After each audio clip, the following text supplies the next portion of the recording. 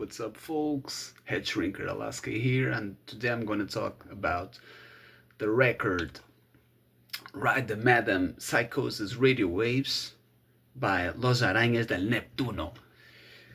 It starts with Spider Stomp. 20 seconds in, and you already know it's going to be a blast. If Morricone wrote a western but surfy soundtrack, this would be the first song. I don't know if it's the scale or the melody itself, but I saw myself cruising in Morocco or Egypt, having a non-alcoholic mojito. The keyboard by Bruno holds the song together in the best way possible. But the guitar parts by Rodrigo take us to another level, to another surfy dimension, At 2 minutes and 55 seconds, the Let the Rumble begins. The song takes a wild turn to the party zone, but once again the guitar hits you in the face. The drums keep steady, the bass and keyboards keep everything connected, and takes us to the final part of the song with an outro chord from out of this world, Atardecer en el Neptuno, the first 30 seconds of the song remind me those 70s psychedelic bands that took way too many Alice in Wonderland pills, But after that kind of goes to a twist beat, that I do love.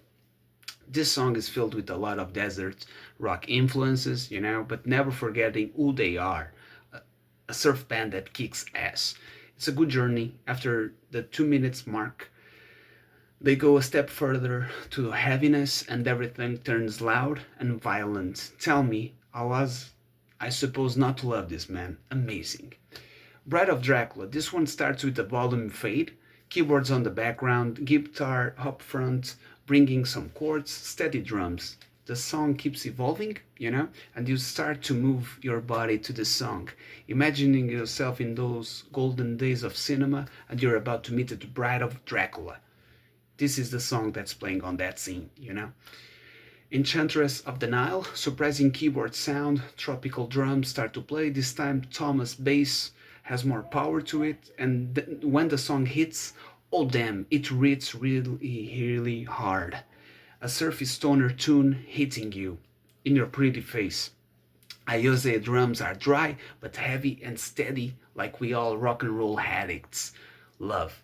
The keyboards evolve, the guitar chords and melody changes, but the heaviness of the song stayed the same, Brace yourselves, this one is gonna be a hard to forget one.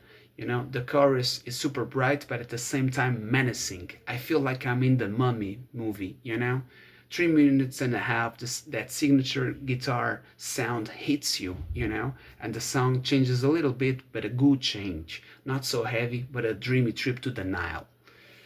Surfer from Outer Space starts with a guitar chord. When the drum hits you, they hit you in a different way. It's not that classical surf drum. It's more groovy than that, The guitars go way over the moon, and when they play the fast picking parts, it sounds really great. But after that fast part, they bring a great melody, and it sounds like it's all connected. And it really is, you get that sense, that feeling. Soon enough, that song has a little break, but then, bam, right in the kisser. Hard and steady drums, heavy bass, crazy guitar parts that lead us to the final chord. Loose Cat Blues. When a so versatile band does a classic blues rock song, it sounds like this. Blues with a lot of great stuff going on, a lot of drum breaks that keep everything in its own pace.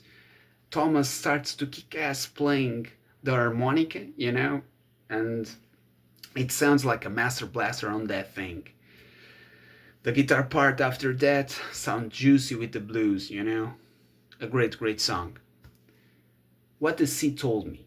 This one actually starts with a great guitar line, my favorite intro of the record so far, and it was my favorite intro. After that, it turns into a western song filled with great chords and great guitar parts. If someday I'll go travel in a desert land and there's a chance of me battling some bandits, this would be the song of my choice, okay? Great melodies, but still menacing and ass kickers ones, This, really good. La Venganza del Neptuno, the best way to end an intense album. This song starts wild and when the drums hit you, it turns into instant surf classic. Classic drums, rock and roll keyboards, ding, ding, and that crazy guitar and heavy bass game, really, really cool.